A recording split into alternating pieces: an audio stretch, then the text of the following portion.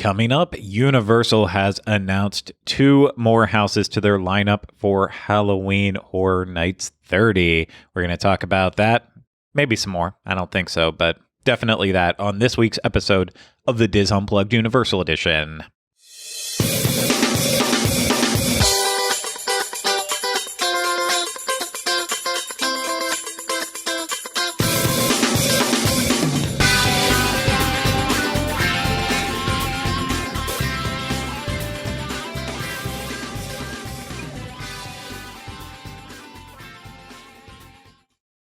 Hello, everyone. Welcome to this week's episode of the DIS Unplugged Universal Edition. I'm your host, Craig Williams. I'm joined alongside by my co-host, the ghost with the most, Rhino. Hello. Yes. I mean, I know you're not Beetlejuice, but I'm also not a ghost. That's okay. What? I am alive. What? Yeah, still here. Still kicking. Still me, Michael. Yeah. I did not realize that. I apologize. I thought that I guess I just didn't realize it, but you know, we're rapidly approaching the Halloween season, so I thought that I was just making a spectral ghost my co-host in this, but I'm trying to reach for words that just aren't coming to me. And that's a shame. So why don't I take a second to remind you that this episode is brought to you by Dreams Unlimited Travel. If you like our content and you want to support us, please consider booking your next vacation through Dreams Unlimited Travel. It costs you no extra money and you get the world-class support from a Dreams Unlimited Travel agent. So for a free, no obligation quote, please head over to dreamsunlimitedtravel.com today. And that's it for the plugs there right at the top of the show. So now we have to get to the big news for Halloween Horror Nights. And at the cold open, I said we're only going to talk about the 2 house announcements, but I'm going to get Rhino's take on the other announcement that he missed the previous week while he was off busy traveling. But we're going to just scratch his head a little bit on that one, even though I already said on the last week's show, I was like, I know he's not going to have an opinion of it because he hasn't watched the show, despite years of me now telling him he needs to watch the show. We'll get to it in a second, but let's talk about the 2 new house announcements coming to Halloween Horror Nights. Rhino, which one do you want to talk about first? Let's talk about the one that is a returnee, sort of, right? Well, I mean, so this is the hard part because technically these could both be returnings Last in a year's way. returnee, we'll say. Last year's returnee. Well, we got the official confirmation that, you know, most of us who follow all this would expect it. You know, the first announcement for this year, technically the second announcement, but the first one in the Halloween season that they posted about was that Beetlejuice would return. Beetlejuice ran for only 2 days during last year's event right at the very end. But for the Halloween event that happened last year, there were 2 other houses that ran the entire Halloween season that they had running last year. And one of the 2 of those has been announced to return, and that is Universal Munsters, The Bride of Frankenstein Lives, leaving the Tooth Fairy with just a question mark next to it. I knowing that Beetlejuice is coming back, Universal Monsters is coming back. Yeah, it's pretty obvious, right? I feel like it has to be obviously, especially because I thought the Tooth Fairy was, you know, I loved Beetlejuice. Don't get me wrong, I love Beetlejuice and I love Universal Monsters, but Tooth Fairy was a solid house. It was a great original house. Like I know technically Bride of Frankenstein Lives is an original house, but it's based on an intellectual property. So like the Tooth Fairy is, I don't know. Yeah, I'm excited to go through that house again. If they bring it back, I will be just as happy to go through because I thought it was great. Well, because we're going to see the houses this year, and that's part of Universal Monsters, Bride of Frankenstein Lives, and Beetlejuice, that we get to see the houses this year without the COVID protocols, without making scare actors hide away and not be able to do the scares like they normally do. So it really is. We're going to see houses that we've seen before, but we're going to experience them in a complete different way. And so I think that's part of why you have a no-brainer of bringing back Universal Monsters, The Bride of Frankenstein Lives. And it is a solid house. So Yeah. back in 2019 for Halloween Horror Nights, they had a Universal Monsters house, which was kind of just like iconic moments of a newer take on the Universal Monsters. It was not Tom Cruise or Benicio del Toro getting involved in this. This was just a kind of like if Universal Monsters were around today, what's kind of a vibe that Universal would take on it. And that's how they came up with this beautiful, amazing, awesome house, one of my favorite houses that year. And then what do you do when you have a really good house? Well, you have to make a sequel out of it. And therein came Universal Monsters, The Bride of Frankenstein Lives. And of course, this focuses very heavily on the bride and the, Frankenstein story going with that. But this takes place like right after everything happens with the Bride of Frankenstein, and Frankenstein's the castle is crumbling and just going down to the ground, and Frankenstein's gone, but the bride, she is working to bring him back. And along the way, there were a lot of scares. There were. I love this house. I don't know what you want me to say about this scares. I mean, he doesn't say anything, but it's you also don't have to. About Bride of safe Frankenstein. Yeah. I think I don't know. I like how it sort of incorporated. Is this a spoiler? I don't know if I say something about it. Because No. like I like how it had the vampires in it too. I thought that was cool. Yeah. Like I love that. I love that it told this really interesting story. Like that it was.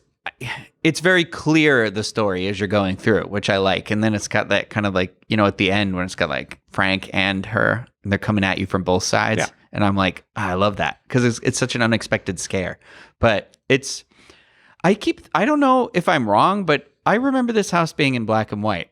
Is it? It's not really, right? But No. it's in like a monotone coloring, or It's no? very earth tones with a lot of it. It's gray and brown, and it's not bright and cheery okay. by any stretch of the imagination. But that was the same thing with Revenge of the Tooth Fairy. If that comes back, that was very sepia tone heavy. So you had kind of the grays of Universal Monsters, The Bride of Frankenstein Lives, right there, and then you'd walk across to Revenge of the Tooth Fairy, and it was very also like just toned down in terms of color. So yeah, I can see where the confusion would come from, but I think they did a great job of painting the picture of what could have happened after The Bride of Frankenstein, the movie, ended. Yeah. So that's part of it too. You got to do your homework. You got to watch The Bride of Frankenstein, which, it's arguably, it could be better than the original Frankenstein film. But it's a great take on a house. My friend CJ, like when he gets so scared in the houses, and he lives in Texas, and he's coming to visit at the end of September, and I was like, perfect. I'm so happy that this one came back, because I will forever have a moment ingrained in my head where it was the Universal Monsters house where she scared him.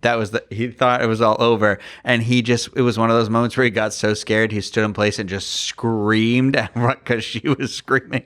Yeah. And like every now and then I'll text him a gif of her or whatever, and it's just like, I can't wait to go through this house with him. So I'm so happy it's back. Oh, and the bride, she lets out a shriek. Yeah. Yes, she does. She sure does. It's a very, very exciting announcement. And so when talking about houses that are returning, of course, this was part of the Halloween event last year, as I've already said 900 times now.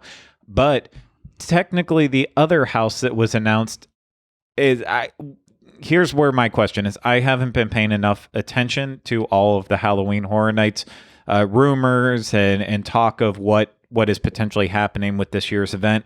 But the other announcement is that they are going to feature a house based on the Texas Chainsaw Massacre. And so where the returning aspect comes in is that the Texas Chainsaw Massacre was a house at Halloween Horror Nights all the way years and years ago. You have to go all the way back to the old year of 2016. So long ago. Halloween Horror Nights 26. That's when they had a house based on the Texas Chainsaw Massacre. And, you know, technically, yeah, we're going to be at the 5-year mark since that event now. So it's had some time to breathe. If this house would have been part of last year's event, 4 years, maybe not necessarily as much room to breathe. And it's not the first time that, you know, Universal has brought back a concept and reused it. But I have not been paying enough attention to what people are chatting about this on the internet and such to know, like, oh, are they going to just port over the last house that they had for Halloween Horror Nights for Texas Chainsaw Massacre and reuse this, or is it going to be a new original concept? I'm not quite sure about that, and unless I'm misreading a part of the press release and such with it, they basically just say that it's going to be a house based on the iconic movie, the 1974 Toby Hooper. Pretty sure it's Hooper. The iconic 1974 film called The Texas Chainsaw Massacre, and of course, the villain of The Texas Chainsaw Massacre, Leatherface. And if it is anything like the house that was around in 2016, this thing was disgusting. Yep. With a capital D for sure. It was gory and gruesome and just gross, just like the movie is, and very much similarly to how House of a Thousand Corpses was Hooper. a couple. Yeah, Hooper for sure. Yeah, Hooper. Toby Hooper, director of Poltergeist as well. Yes, there we go. We got to the bottom of it. But yeah, this was a grimy house, and it's not. I think Universal does a lot of beautiful houses, and every now and then they come up with something that's just like downright disgusting. Yeah. House of a Thousand Corpses was one of them. I don't think you experienced it. It was a little bit before your time, but Dollhouse of the Damned, that was just really kind of nasty and gnarly too. But then, Texas Chainsaw Massacre, very, very gross. But chickens. I don't like the chickens. The chicken coop. It smells. It's gross. Ugh. It was. And I didn't really, I wasn't a huge fan of the house when, for that year. I would actually be interested in going back and watching like how we rank the houses with that, because I feel like I remember Texas Chainsaw Massacre for me being more in the middle of the pack. But then last year during COVID, I was editing a lot of the Halloween Horror Nights 26 videos that we had, because we just had random footage, and back in those days, Universal asked us only to put out two houses that we recorded. We can record every single one, but only release 2. And I never thought in any of the years, like, okay, they only want 2 out there right in this moment because, they want people to want to come to the event. But then I never, ever bothered posting them. And so I went through a lot of them, and Texas Chainsaw Massacre is one that I did post. And your footage from it was like so bright, and I could see so much of the details. Probably back when my camera was brand new. Yeah, it was. Yeah. Like you just had it, and you were really brightening everything up. Like you were boosting that ISO, and I could see so much of the detail. And it was actually a really solid house. Every time Leatherface would swing open and slam a door, and I remember that very tone. distinctly. Yeah. The slamming sound the door makes when he slams the door. It's so many of those like loud, sharp noises that get on you, like break your nerves, Oh, absolutely. And like hiding in all of these places, right? When you think it's most safe and you think you're out of the house, and then him being there. And even like that house was so cool because it was like you walked through the house while you were walking through the story of the movie. And with that, it ends with the movie, jumping out the window. You go out through the window in this house too. And you went down, very similar to how they did it with The Exorcist as well. I don't remember that part. You don't remember that part? I don't remember the window. I remember being in like the room, like the I don't know, the hippies room? I don't know. Mm-hmm. Was it hippie? I don't know. Is that a word? Do we say that anymore? I don't know. I think so. Still. But like, I remember like that part of the story, and I remember like the house, like in the house. I just don't remember going out the window. Yeah, I remember going. It wasn't you don't go upstairs, but I remember they tried to paint the picture as there were stairs that you went, and Yeah, I then you were remember in the that. next, and then that's because if I'm remembering the movie correctly, that's how she escapes from the top floor of the house. She goes right out the window and crashes I through can the only glass. remember the remake. Yeah, with Jessica Biel. Yeah, Yeah, I how figured. she gets out. Yeah, Yeah. I can't like I've seen the other one. That one scared me and stayed with me longer. Oh yeah, no, it did too. I mean, I was probably I think I was 17 when I saw it. 18. I would have been like. I think that one came out in like 2003. yeah. I was gonna say I think I was either a sophomore or a yeah. I think I was a sophomore in high school. Yeah, because I might have been a junior though. I think I had graduated and it had come out in that Then fall. you were Then I and was I a watched junior. it in the woods. Yeah. Yeah. Yeah, no, like, and there's a one moment in that remake when one of the kids dies, and then like he's like playing with the body, like, why are you dead? And it's like, I don't know, it's a dark God, yeah, I movie. remember It's that, a dark yeah. movie. It's yeah. The original's dark too, but I think the original is a classic horror movie, and so yeah, all this kind of loops back to say I don't know if it's going to just be a complete, redone version of the original house that they did for Texas Chainsaw Massacre, or if it's going to be a new concept. But you know what? They did it so well the first time that I think if they were trying to do it from a different take this time around, that I have no doubts that they could nail it. And I don't think it would be on my top list of houses that if they just wanted to do a mirror replica of it from the time before. I don't know if I would have ever put that up there. I think like The Shining and Poltergeist. I love Poltergeist. Yeah, Poltergeist. A lot of original houses more than anything. I would like to relive The Curse of Lightning Gulch. Yeah, I was just going to say that one. Yeah. Yeah, but Texas Chainsaw Massacre. I mean, it's got Leatherface. It's got the intellectual property built in with it that horror aficionados truly do love. So I get it. It's like a head scratcher to me, I guess, because I'm like, why this? It just feels so irrelevant right now. I don't know, like, but I guess you're right. Like, if they wanted to bring an icon back, and you can't have Jason or Freddy or, I guess Mike Myers. Although the rumor being that there might be a Mike Myers house or a Halloween house, but I think the rumor is Halloween 3, so there wouldn't even be a Mike Myers in it. But, so I guess you would have this here. It's just a weird, for this being like the anniversary year, it seems like a weird choice because it doesn't feel like it's historic in any way related to their storyline. Like, so I don't know. I mean,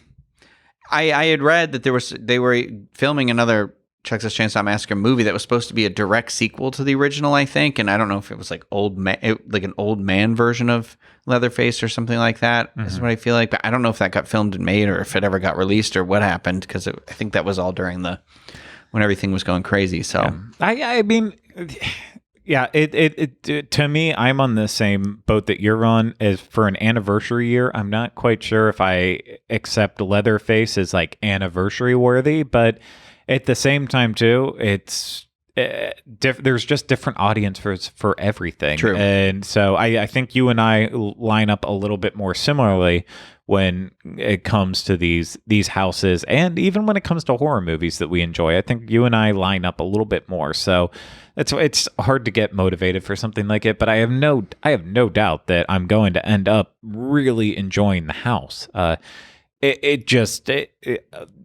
All the ingredients are there to make a really good house. And even though they do, the nastier houses gross me out, like, I'll admit, towards the end of the year that they had House of a Thousand Corpses, I started to really enjoy going through that house because it was gross and gory and just grotesque, but I still don't like the movie.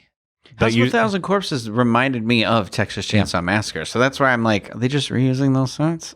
I don't think they'll just reuse anything like that. They got to make it. They got to make it all brand new. And I need to get my Blu-ray of House of a Thousand Corpses. Somebody back from still you. has it. Yeah, I'm now fully convinced you will never watch it. So it's been literally sitting right on top of my DVD player. I couldn't watch any horror movies during the last year. It was been difficult. So now I'm like, I'm ready to ramp into it. Now that Rob Zombie is directing the Munsters, I'll finally watch it.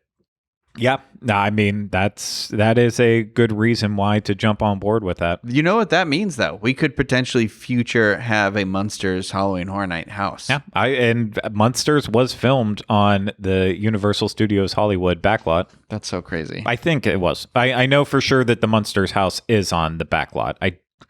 I'm sure if they used the facade for the house at Universal, that they probably filmed it there too. But I would guess. Yeah, I wasn't alive back then. I didn't do things in old Hollywood. Weren't? No, I'm not Fred Gwynn as much as you think I am. I thought of you as a TV remake. Jerry O'Connell. No, what? Have you never seen that one? No.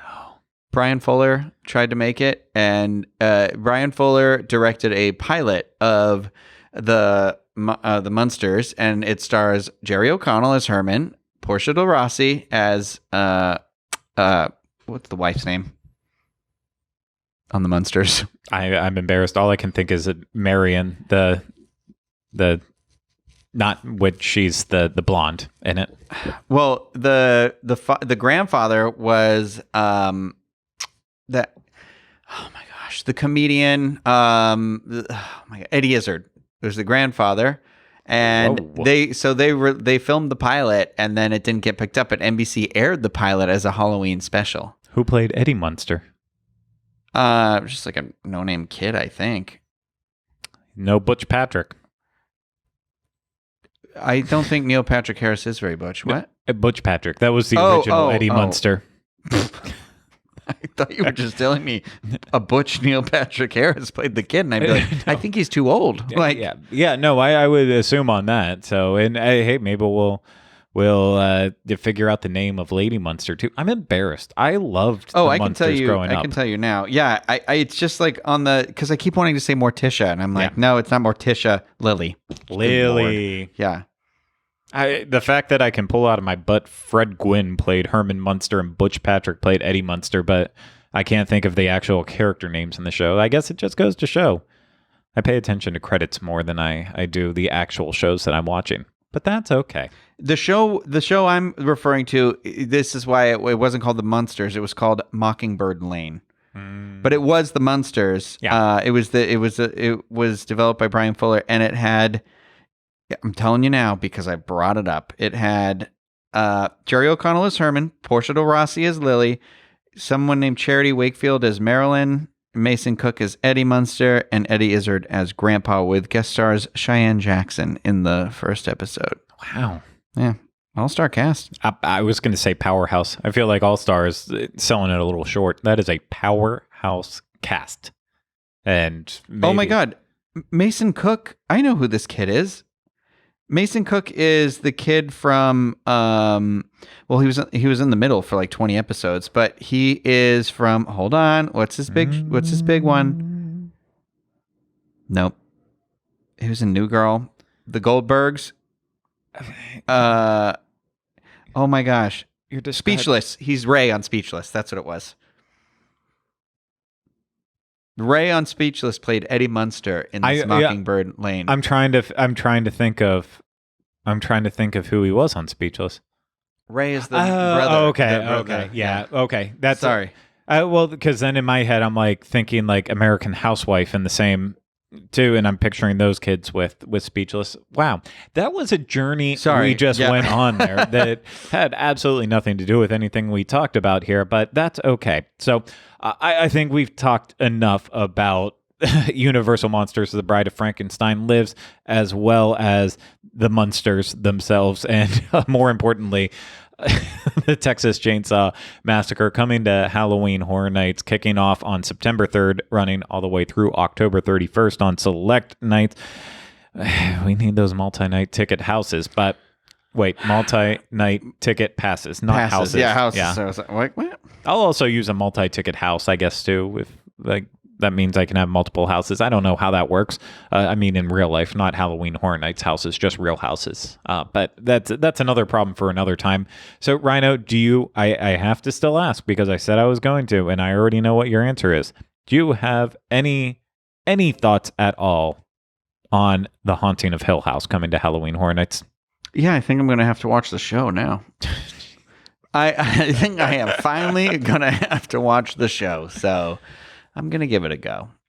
I'm going to get everybody raves about it. It's just like I have to ramp myself up into it. I told you, for something happened to me. Something happened to us all collectively in the last year, but I struggled with 1 hour shows that weren't supernatural, weren't supernatural shows. Otherwise I would have watched this, but, because it was like, I needed like funny, uplifting, like I needed that constant barrage of humor in my life because I felt like I was so isolated. And so I'm like, now that I'm finally getting back into it, I'm like, okay, now I'm going to be watching, like, the movies I watched last Halloween were like Goosebumps 2, Jumanji. No, it was, I think now I can get into the adult drama, character-driven stuff. So yeah, I was gonna say. I mean, I guess I do see your side, but I'm wired differently. So I'm like, oh, during a pandemic, I rewatched The Haunting of Hill House last year during the Halloween season because it's, for a year of that was all about loss and grief. Basically, it's like I want to watch a show that is all about loss and grief, and it just it was even better the second time through. I think I've now on 3 times. It's one of those shows too where I don't want to be doing anything else while I'm watching it. I want to give it my full attention, and that's the part where I'm like, I just think I have to watch episode 1 and then we'll be good to go.